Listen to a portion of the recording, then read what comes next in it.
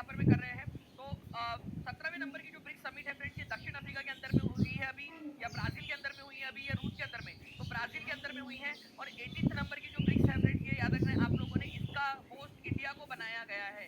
ये एक important point है, बहुत ज्यादा इंपॉर्टेंट पॉइंट। 18वें नंबर की 2026 में, ठीक है, तो 2025 की 18वें नंबर की 2026 में जो ब्रिक्स की समिट होंगी वो कहां पर में होंगी? इंडिया में होंगी। ब्रिक्स की जो स्थापना है 2009 के अंदर में हुई थी ब्रिक के नाम से, BRIC, ठीक है। 2010 में इसके अंदर में साउथ अफ्रीका जुड़ा था, ठीक है। और 2011 में पहला ब्रिक्स सम्मेलन हुआ, ठीक है, क्योंकि जिस साल जुड़ा उसी साल नहीं ना, अगले साल जो है फिर जो सम्मेलन हुआ उसके अंदर में साउथ अफ्रीका भी आया था। ओके, चलिए। और अभी जो है फ्रेंड्स बढ़ते बढ़ते बढ़ते बढ़ते जो है 4 देशों से स्टार्ट हुआ, फिर 5 हुए, और अब जो है फ्रेंड्स टोटल ब्रिक्स के अंदर में 11 देश हो चुके हैं इंडोनेशिया को मिला के। ओके, चलिए। तो ब्रिक्स के अंदर में टोटल कितने कंट्रीज हो चुके हैं? जल्दी से लिखिए मेरे साथ में, कमेंट में लिखते जाएंगे आप लोग, ठीक है। ब्रिक्स के अंदर में कितने देश हो चुके हैं? मैं यहाँ पर मैं आप लोगों से सवाल जो है लास्ट के लिए रखते जा रहा हूँ। ब्रिक्स के अंदर में आप लोगों को बताना है कि कितने देश हो चुके हैं टोटल। तो 11 देश हो चुके हैं इंक्लूडिंग इंडोनेशिया भी। नेक्स्ट क्वेश्चन की तरफ में आगे बढ़ते हैं फ्रेंड्स। यहाँ पर मैंने लिख दिया है कि इंडिया जो है वो चेयरपर्सन बनेगा 2026 में 18वीं ब्रिक्स समिट का। नेक्स्ट क्वेश्चन आपका देखिए फ्रेंड, एक इंपॉर्टेंट क्वेश्चन एग्जाम में आया हुआ है, बच्चे अक्सर इसके अंदर में गलती करते हैं, ठीक है। जल्दी जल्दी से बता देंगे, और जितने भी बच्चे जिन्होंने सेशन को लाइक कर दिया एक बार हाथ ऊपर करके जरूर बता देंगे फ्रेंड्स, ठीक है। अलग अलग एग्जाम में आता है आप लोगों के, किसी भी एग्जाम के अंदर में पूछा जा सकता है, चाहे आप लोग केवीएस ले लीजिए, ठीक है, चाहे आप DSSS भी ले लीजिए, चाहे आप लोग जो है फ्रेंड्स बीपीएससी टीआरई ले लीजिए, चाहे आप लोग सुपर टेट ले लीजिए, यूपी सुपर टेट, चाहे आप कोई भी पीसीएस एग्जाम ले लीजिए, कोई भी गवर्नमेंट एग्जाम ले लीजिए, आप इस तरीके के क्वेश्चंस आते हैं आप लोगों के एग्जाम के अंदर में, ठीक है। In which year was the first successful textile mill established in Mumbai? अब यहाँ पर में जो है ना एक इंपॉर्टेंट पॉइंट आ गया मुंबई के अंदर में। पहले जो सबसे पहले ट्राई की गई थी ना फ्रेंड्स, मिल, कपड़ा मिल स्थापित करने की, वो की गई कलकत्ता के अंदर में कोशिश, ठीक है, लेकिन वो सक्सेसफुल नहीं हो पाई। कलकत्ता के अंदर में जो है फ्रेंड्स पोर्ट ब्लोस्टर के अंदर में, ठीक है, 1818 में इसको स्थापित करने की कोशिश की गई थी, लेकिन वो सफल नहीं हो पाई। पहली सफल मिल जो स्थापित हुई थी वो हुई थी मुंबई में, और वो हुई थी 1854 में, ठीक है, 1854 में मुंबई में। ये आप लोगों ने याद रखना है फ्रेंड्स, इंपॉर्टेंट पॉइंट एग्जाम के अंदर में आप लोगों से पूछा जा सकता है। डायरेक्टली आप देख सकते हो कि टीचिंग परीक्षा की जो स्लाइड है, टीचिंग परीक्षा ने जो पढ़ाया था वहीं से ये क्वेश्चन बना है, ठीक है। तो टीचिंग परीक्षा मतलब सफलता की गारंटी आप लोगों के लिए, जो पढ़ाया वही आया है एग्जाम में डायरेक्टली। तो आप लोग देख सकते हो मुंबई में पहली सफल कपड़ा मिल वर्ग किस वर्ष स्थापित की गई थी? 1854 के अंदर में, 1854 में। ये याद रखिएगा आप सभी के सभी, इंपॉर्टेंट पॉइंट एग्जाम के अंदर में पूछा जा सकता है, ठीक है। चलिए नेक्स्ट पॉइंट की तरफ में हम लोग आगे बढ़ते हैं फ्रेंड्स, हमारे नेक्स्ट क्वेश्चन की तरफ में, ठीक है। आप लोगों को बता रहे हैं वह प्रक्रिया जिसके द्वारा जल वाष्प तरल अवस्था से गुजरे बिना सीधे बर्फ में बदल जाती है। और ये क्वेश्चन आते हैं एग्जाम के अंदर में, आप लोग देखिए ध्यान से, क्या बोल रहा है यहाँ पर में? जल वाष्प जो है तरल अवस्था से गुजरे बिना सीधे बर्फ में बदल जाती है। ये अभी भाप है, ठीक है।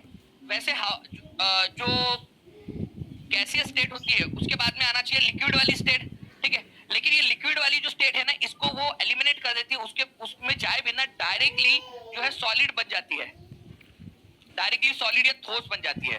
तो इस प्रक्रिया को क्या बोला जाता है, ठीक है। ये आप लोगों को बताना है, और मैं आपको चैलेंज कर रहा हूँ कि इस क्वेश्चन का आंसर करके बताइए आप लोग सभी के सभी लोग जल्दी जल्दी से, ठीक है। एग्जाम के अंदर में पूछते हैं ये क्वेश्चन आप लोगों से। अब मैं एक और चीज आप लोगों से कहना चाहूंगा फ्रेंड, जितने भी लोग यहाँ पर में देख रहे हैं जल्दी से सेशन को लाइक एंड शेयर जरूर करते रहेंगे। जितने भी बच्चे जिन्होंने सेशन को लाइक कर दिया एक बार हाथ ऊपर जरूर कर दीजिए, ताकि मुझे लगे कि ऐसे क्वेश्चंस और आप लोगों को कराने हैं, बहुत सारे इस तरीके के क्वेश्चंस आप लोगों को करवाते रहने हैं, ठीक है। जितने भी बच्चे जिन्होंने सेशन को लाइक कर दिया है, और जहां भी शेयर कर सकते हो, टेलीग्राम, फेसबुक, व्हाट्सएप, इंस्टाग्राम, हर एक जगह पे जल्दी जल्दी से शेयर कर दें आप लोग फ्रेंड्स, ठीक है।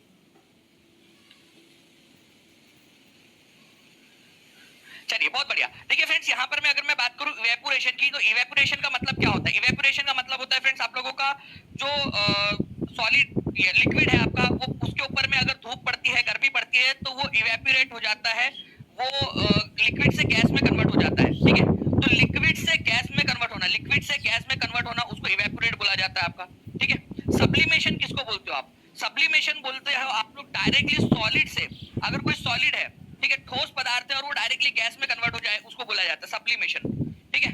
सब्लिमेशन का कोई एग्जांपल बता सकते हो आप लोग? जल्दी से बताइए आप लोग, ठीक है। और अगर मान लीजिए कि कोई पदार्थ है जो गैस से डायरेक्टली, ठीक है, गैस है और गैस से डायरेक्टली सॉलिड बन रहा है, उसको बोला जाता है डिपोजिशन, निक्षेपण बोलते हैं उसको। क्या बोलते हैं उसको? डिपोजिशन, ठीक है। इस प्रक्रिया को बोला जाता है डिपोजिशन, डिपोजिशन, ठीक है।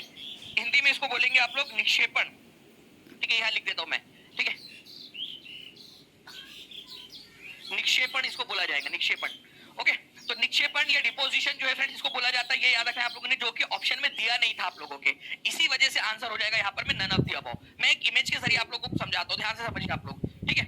अगर आप लोग यहाँ पर में इस पर्टिकुलर इमेज को देखोगे तो आप लोगों को पूरी की पूरी चीज समझ में आ जाएगी। यहाँ पर में आप देखिए फ्रेंड्स, जब गैस से लिक्विड से गैस बन रहा है उसको बोलते हैं इवेपोरेशन, वाष्पीकरण, और जब गैस से लिक्विड बनता है उसको बोलते हैं कंडेंसेशन, कंडेंसेशन, ठीक है। गैस से लिक्विड बन रहा है, लेकिन लिक्विड ना बनते हुए, ठीक है, ये वाली प्रक्रिया को फॉलो ना करते हुए डायरेक्टली वो अगर सॉलिड बन जाए तो उसको क्या बोला जाता है, ठीक है, उसको बोला जाता है यहाँ पर मैं आप लोगों का फ्रेंड्स डिपोजिशन, ठीक है। गैस जो है, वाष्प जो है वो डायरेक्टली सॉलिड बन गई, उसको बोला जाएगा आपका डिपोजिशन, ठीक है, निक्षेपण बोलते हैं उसको, ओके। और सब्लिमेशन का मतलब क्या होता है आप लोगों का, डायरेक्टली सॉलिड जो है वो गैसियस स्टेट के अंदर में बन गया, सब्लिमेशन हो गया, ऊर्ध्वापातन हो गया उसका, ठीक है। ये सारी की सारी चीज जो है फ्रेंड्स आप लोगों के लिए लिख भी दिया है, और पेड स्टूडेंट जितने